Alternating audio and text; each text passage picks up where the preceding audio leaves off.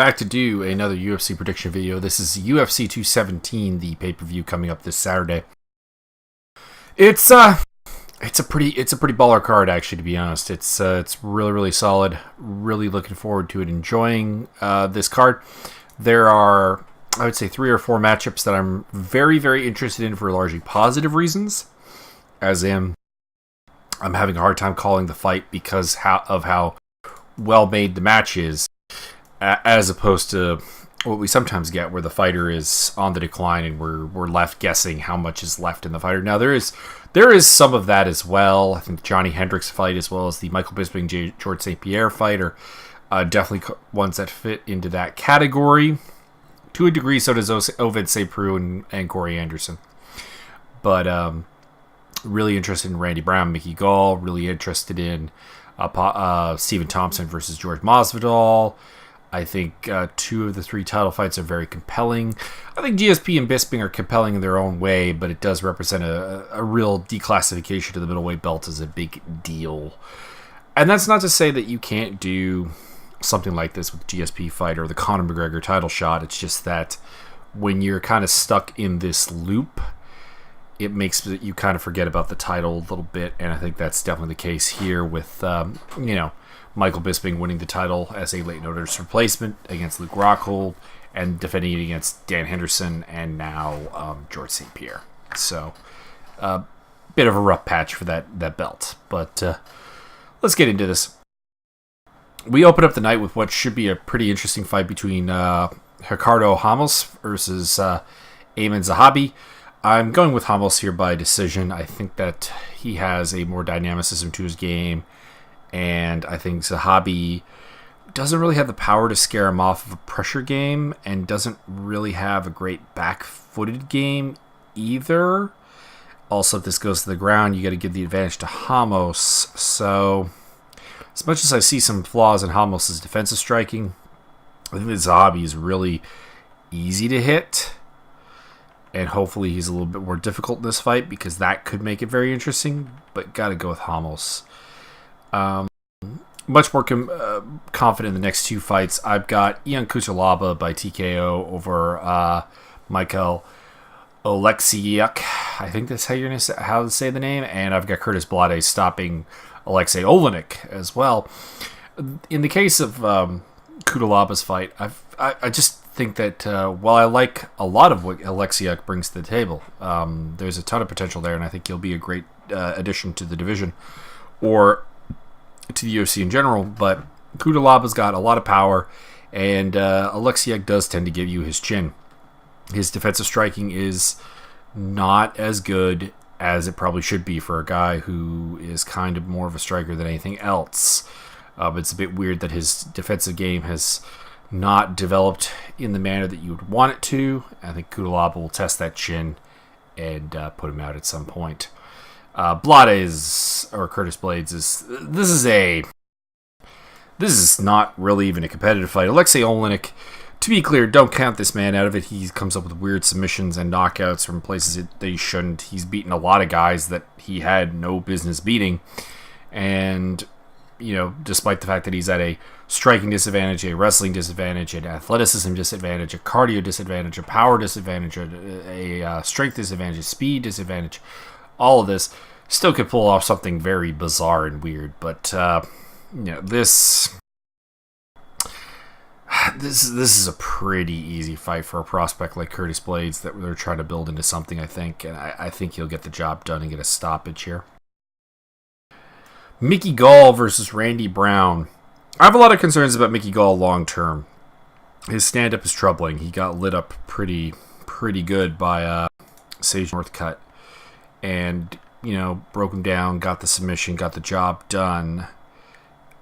Problem is that there's a lot of flaws to Northcutt's game that we're very aware of, that he took advantage of there. But some of those flaws exist within Randy Brown. He's not a very good takedown defender in open space. He's difficult against the cage, but if you can catch him in the open, you can get him down. He's a very long fighter, actually a pretty talented striker, good athlete as well. I think he'll light Gall up at parts of this fight, but he doesn't seem to really have a way of breaking away from takedown attempts, and Gall is very good at, once he's in there, chaining stuff and eventually working it there. So, and Brown has been in a lot of trouble with less talented grapplers. And that's not even thinking Mickey Gall is a particularly great grappler. That's looking at guys like Bilal Muhammad and what's Montano's first name? I can't remember. But, you know, getting into problems with those guys on the ground, it's trouble if you go to the ground with Gall. I see this ending up on the ground at some point and Gall picking up a submission victory. We'll see. I'm interested in this fight, and Randy Brown could probably prove me wrong in some ways, but there's just too many flaws in his game right now that Mickey Gall can exploit. And granted, there are flaws in Gall's game as well, specifically on the feet, that Brown, I think, will exploit and will have his moments as well. But just a bit too much. Ovince St. Preux versus Corey Anderson. St. Preux is a guy who's never going to turn into what we were really hoping he would when he first came into the MMA game. You know, this fantastic athlete, this big guy, this future title contender, a lot of people thought, and the athleticism is there, but he is stuck with a small camp, and it's made him into a bit of a nichely strong fighter, you know, with the Von Flue chokes and everything. But it's also left him very flawed and very beatable. And if you need examples of that, just look at the Marcos Rogerio de Lima fight that he did win, and then the loss to Volkan Ozdemir as examples of this, that there's not a lot of layers to his game. But I've not really been sold on Corey Anderson yet. Every time he's stepped up in competition, it has been a loss. His biggest win in many regards still is Tom Lawler.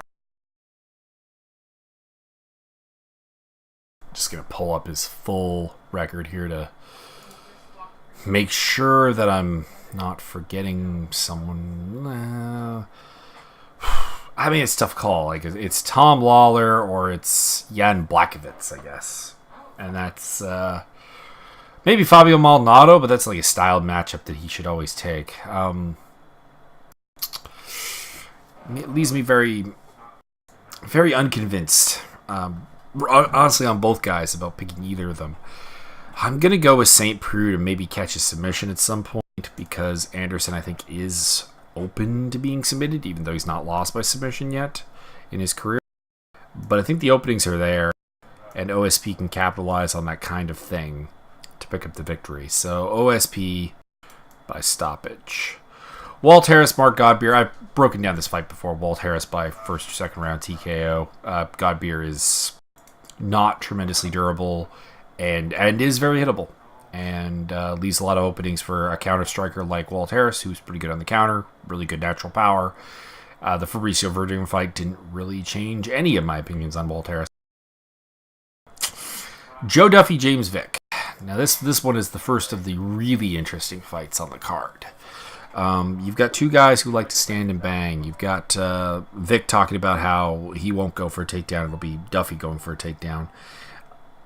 Duffy is the technically superior striker, really, in most regards. But Vick is the physically superior striker. He's longer. He's got great power. He's very tough. He has actually a very good submission game in chain wrestling, although I don't think that'll necessarily come into play. I'm going with Duffy, but it does come with a big caveat, but if Vick can sharpen his footwork and stay at perfect range, he will win this fight because he can win from further out than Duffy can. And I think he can also neutralize Duffy a lot in the clinch with his knees. So Duffy needs to force this to be a pocket striking battle. That's where he can win. The thing is, I think Vick will give him that game in a lot of ways in interest of being in a war, or his Bushido spirit, his that kind of thing. And that kind of attitude may get the better of him and let him fight the game that Duffy wants. So I've got Joe Duffy by decision because I don't think he finishes Vick. Vick is a very tough guy. And Duffy, not the greatest knockout power in the world. But I'm really looking forward to that fight. Not so much looking forward to Johnny Hendricks versus Paulo Borrachinha, though. Borrachinha is a physically impressive fighter, great athletic specimen. I think can develop into something really good over time, but definitely has some cardio problems right now and some depth of skill problems. Doesn't really know how to handle things, and it really came to a head in the Alawali Bangboje fight, a fighter who has the same flaws, and as a result, Borrachinha was able to win, but against Johnny Hendricks, who's got a good power wrestling game, a chin that's fading, admittedly, but still there. Good power. I see Hendricks being able to get the finish when Borrachinha gasses out, either via big punch on the feet or taking down Borrachinha and pounding him out. So, I mean, if Borrachinha, the problem here is if Borrachinha wins, how much of that is this Johnny Hendricks being done? We've been talking about Johnny Hendricks being done, honestly, effectively since he lost the title in a lot of ways. And could see that this be the end of the road for him, but I don't think Borrachinha is the guy. Then we go on to a really interesting fight, though. Stephen Wonderboy Thompson versus George Masvidal. I'm going with Wonderboy Thompson via split decision here because that's how George Masvidal loses.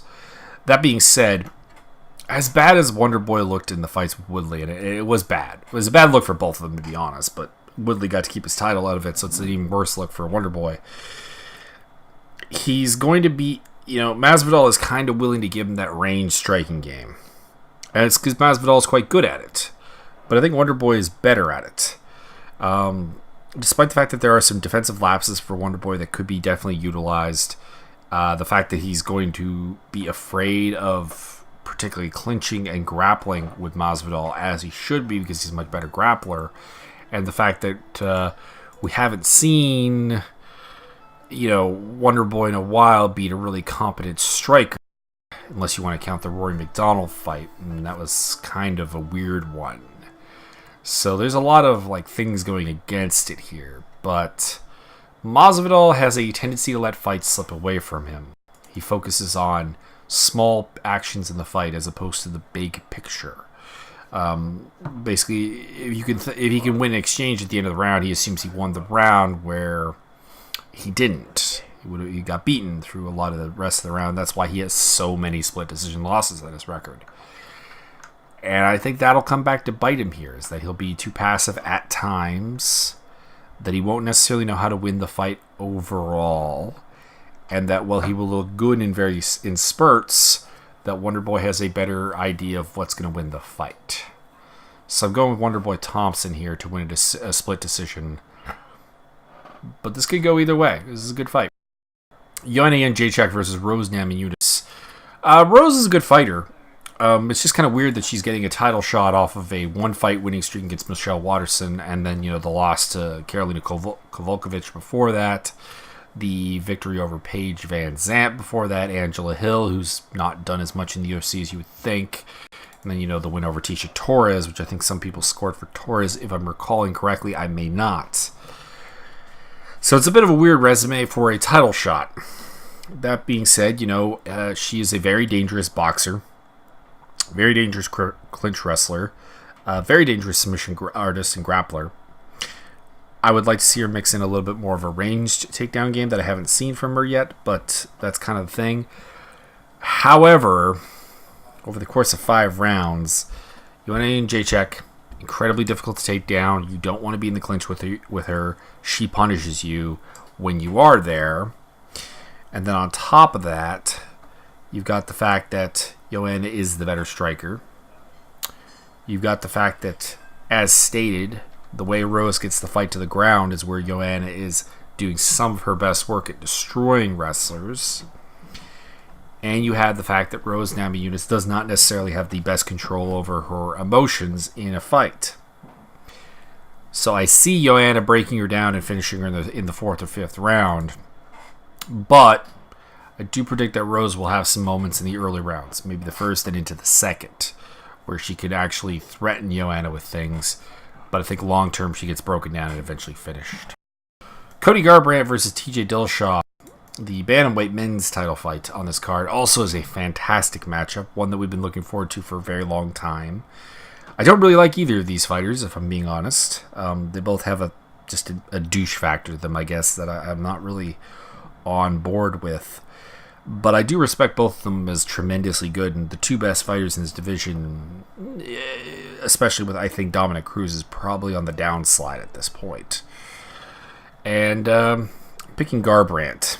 The reason I'm picking Garbrandt is that when you look at Dillashaw's track record against guys who combine good footwork, good foot movement, and hand speed, it's pretty poor. It's a loss to Dominic Cruz, the victory over Renan Barão, who has fallen off of a cliff ever since that point, and a 1-1 record against Rafael Sunkau, who is all of those things without the speed, basically, and the John Lineker fight, where Lineker is very foot slow, and also a guy that probably could be taken down at ease, as we saw, doesn't inspire me with a lot of confidence that he can handle Garbrandt's speed. Now, that being said, Cody Garbrandt is a guy who doesn't necessarily have the greatest, record against people who are going to imitate Dillashaw. The fact that basically it's just the Dominic Cruz fight, to agree, I guess, the Thomas Almeida fight.